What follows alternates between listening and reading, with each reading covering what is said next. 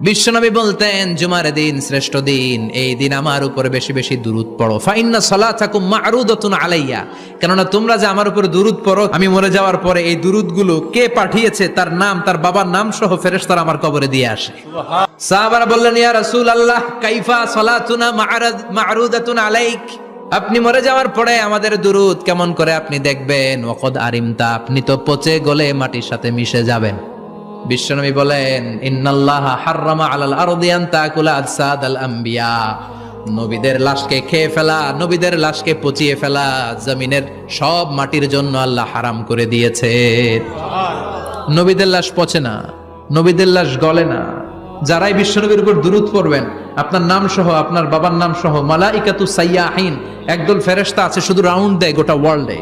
কারা বিশ্বনবীর উপর দুরূদ পড়েছে, এই দুরূদ নিয়ে, এই নাম নিয়ে বিশ্বনবীর কবরে তারা পৌঁছে দেয়। চিল্লায় পড়েন আল্লাহু আকবার।